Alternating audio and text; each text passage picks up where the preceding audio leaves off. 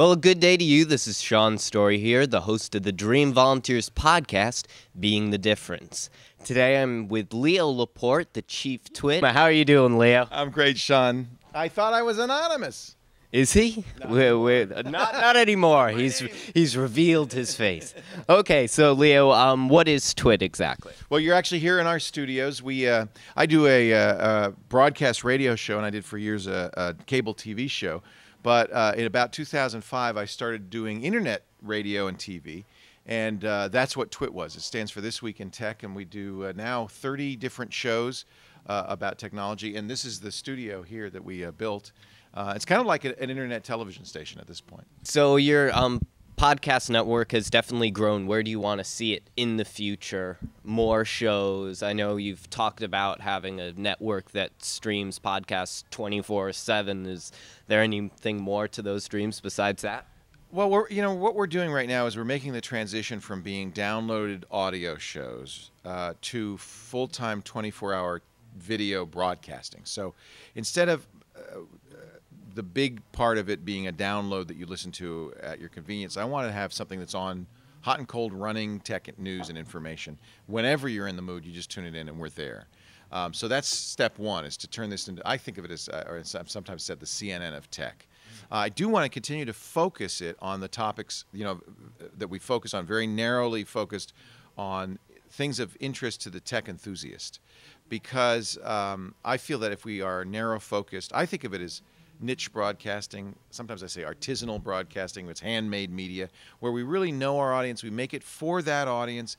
I think we can do a better job. And I think the economics of internet broadcasting are such that we can do that and be viable.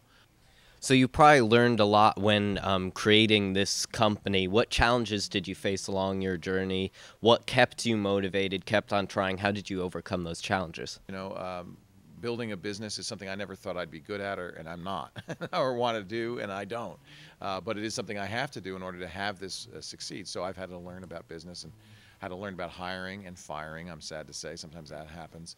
All of those things, though, I've treated as a chance for personal growth, and I think for me, it's been really satisfying and very interesting to try to create a humane business environment. What's good is I've been an employee for almost all of my life. For the first 30 years of my employment history, I was an employee.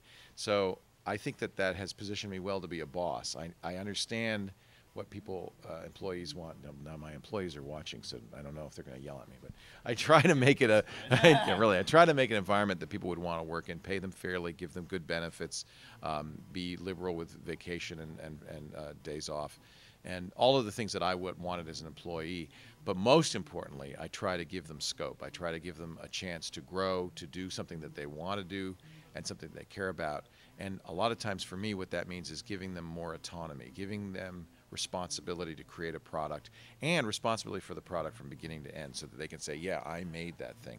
Those are all things I wanted as an employee, and I hope that that's the real challenge, is try to give that to my staff. The final challenge is to reinvent media in such a way that is, instead of it being a monologue, broadcast media, somebody talks, everybody listens.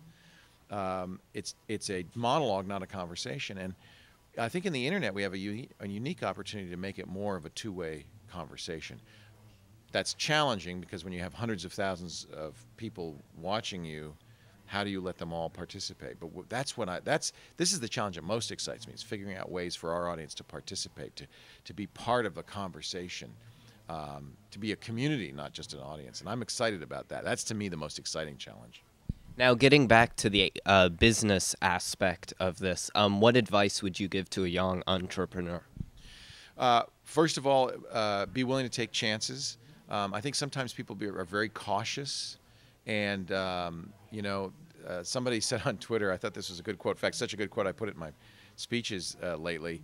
The three most addictive things in life are carbs, heroin, and a monthly salary. And the monthly salary is really addictive. You start to get used to having a job, going to work, and counting on getting paid, counting on having health benefits.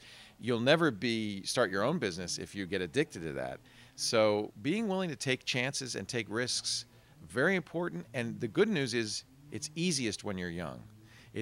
Young people are really prepared to fail. They understand that to learn something new. It's still fresh in their mind. They're going to be bad at it at first. If you learn the guitar, don't expect to play it the first day. You're going to be bad at it. And so because young people are in the process of learning all the time, I think they're a little bit better equipped than us old folks to fail, to understand that it's not going to be easy, that it's not going to, just click together all at once. So that's really important for success, is to be willing to take some chances. I think it's also important to liberate your mind and to be creative. That's part of the same thing. Being creative is sometimes felt as being risky, right? It's easier to go in the same paths everybody's gone before you, but you're never going to create something really exciting and new unless you're willing to take a big chance. So being creative with your ideas, letting those ideas flow, and then finding an idea and going with it, even though it's risky, even though you may fail, is great. And then finally, if you do fail, getting up and doing it again. The story of most entrepreneurs is several failures before they had a success. You have to not only be willing to fail, you have to fail sometimes. Those lessons learned are the most important lessons of all.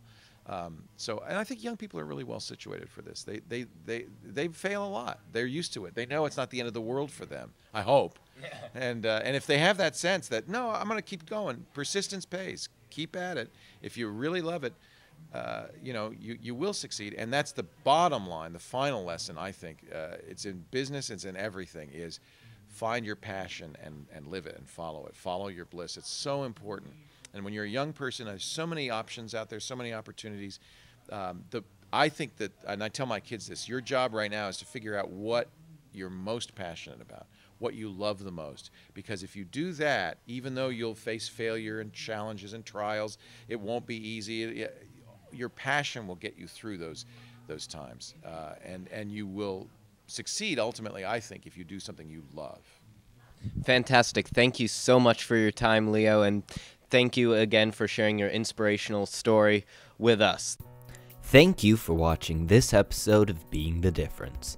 Before we end this episode, I'd like to tell you about a raffle that is benefiting two amazing charities that I'm a part of in Redwood City.